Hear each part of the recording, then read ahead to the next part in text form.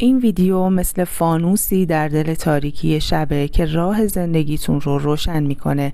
سلام به شما همراهان عزیزم.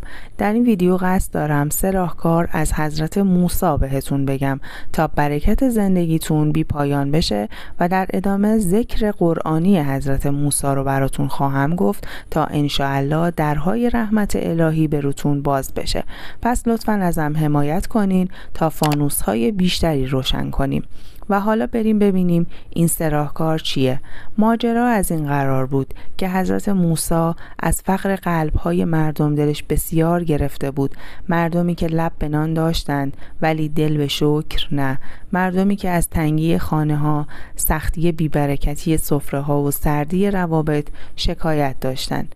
حضرت موسی رو به آسمان کرد و گفت: ای خدای دانا، ای روشنی شب‌های تار، بگو برکت را چگونه می‌توان به خانه‌ها بازگرداند.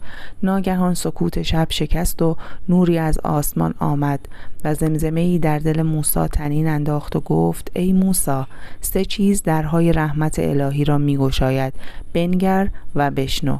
و موسی چشم سر بست و خود را در روستایی کوچک دید. خانه‌ای ساده با دیوارهای کاهگلی.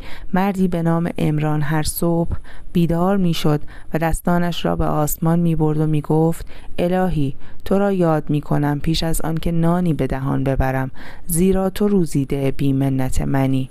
و بعد ندا آمد: یاد من چون باران بر کویر خشک است، هر جا فرود آید برکت میروید.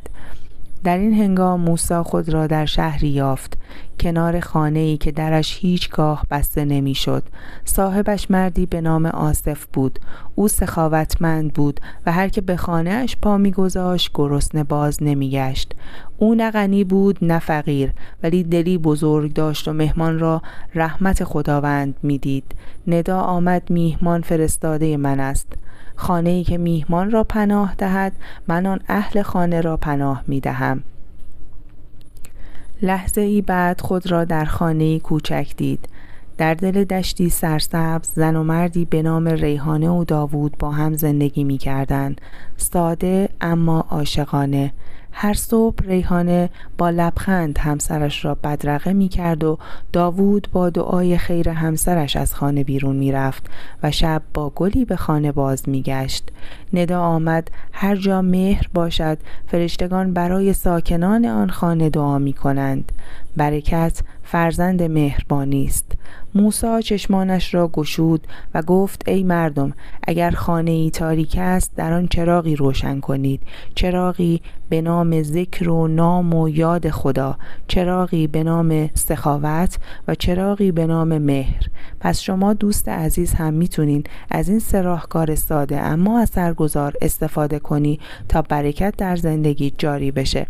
عزیزان، اگر هنوز با من همراهین و تا اینجای مطالب براتون مثمر ثمر بوده، لطفاً ازم حمایت کنین و با لایک‌ها و کامنتاتون بهم انرژی بدین.